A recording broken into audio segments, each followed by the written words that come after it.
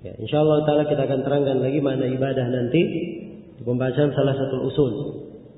Ibadah itu adalah penamaan yang mencakup seluruh perkara yang dicintai dan diridhai oleh Allah.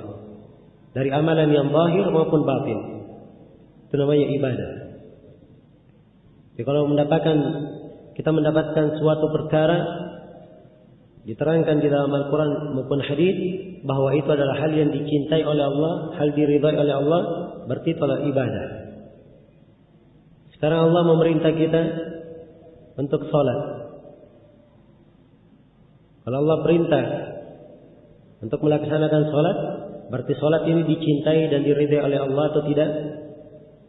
Jawabannya dicintai, diridhai, karena itu diperintah. Kalau begitu sholat adalah apa? Ibadah. Iya. Demikian pula doa. Dia adalah ibadah karena diperintah oleh Allah.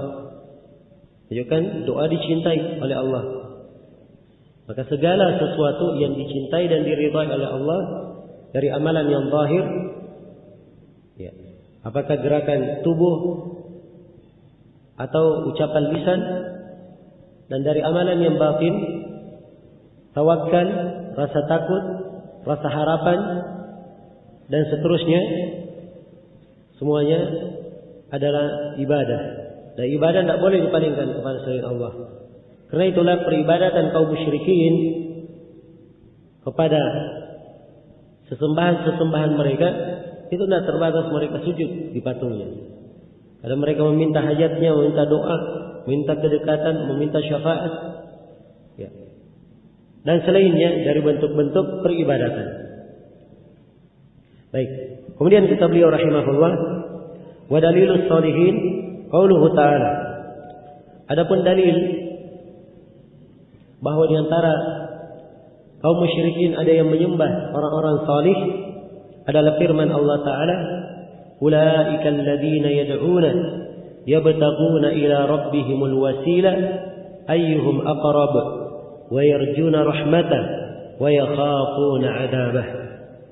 yakhafuna 'adzabah. Iya. Kata beliau rahimahullah, dan dalil bahwa kaum musyrikin ada yang menyembah orang-orang salih adalah firman Allah Ta'ala, ulaika alladziina yad'uun, mereka itulah orang-orang yang berdoa, ya, yabtaguna ila rabbihimul wasilah, mereka mencari wasilah kepada Rabb mereka yang bisa mengantar mereka kepada Rabb mereka. Ayyuhum aqrab, siapa di antara mereka yang paling dekat? Wa yarjuna rahmatah, mereka mengharapkan rahmatnya. Wa yakhafuna 'adzabah, dan mereka takut kepada siksaannya.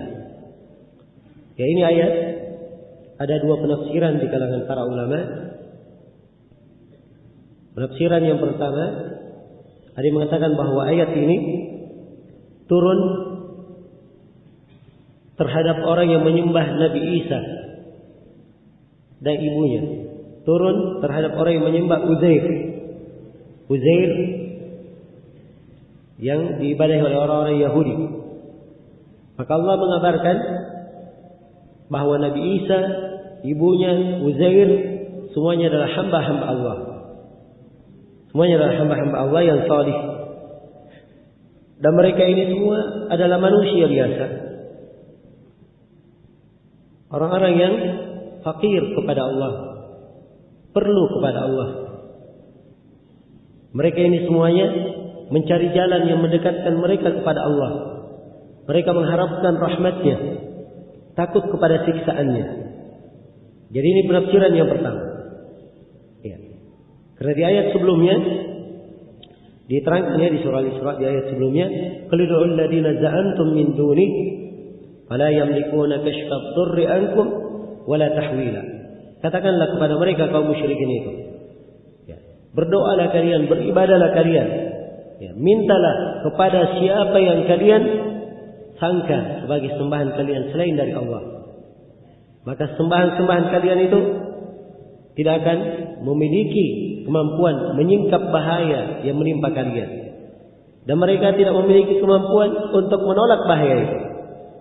Bahkan yang kalian sembah itu sebenarnya adalah orang yang salih, yang mereka sendiri hamba seperti kalian, perlu kepada kalian. Ya.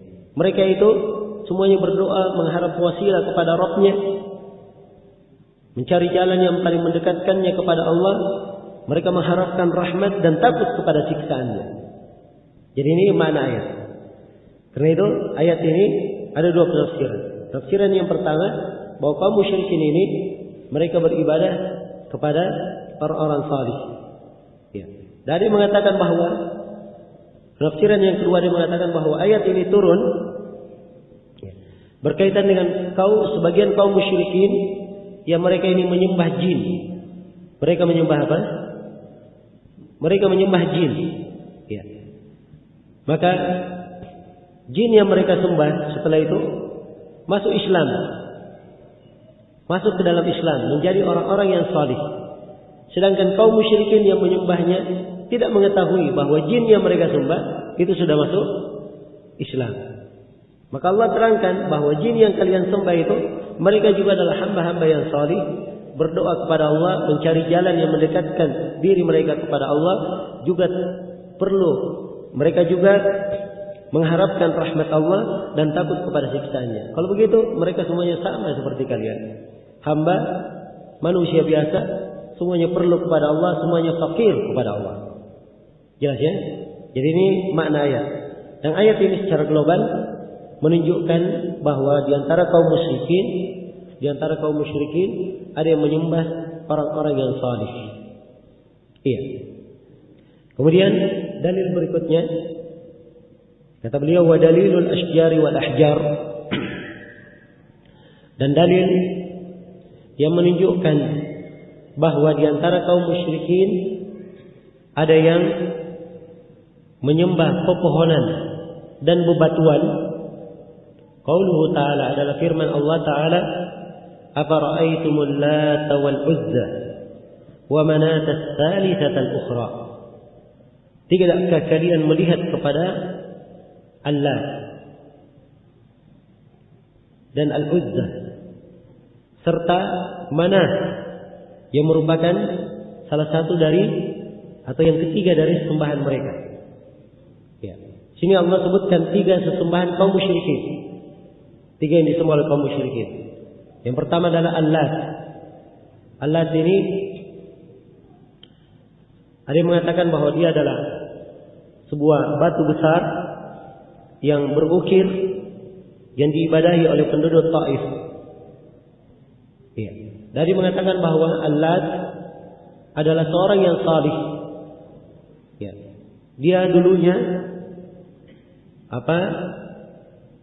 Yaluttu suwaiqan, dari kata yalut, dia membuat suwaik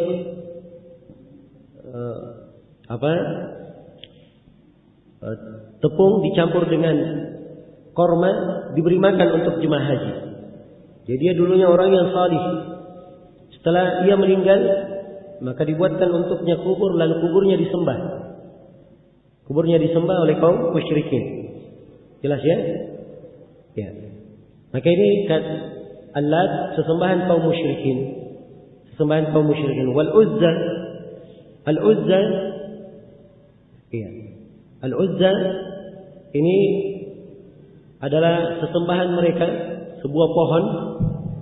Ya, sebuah pohon yang diitari dengan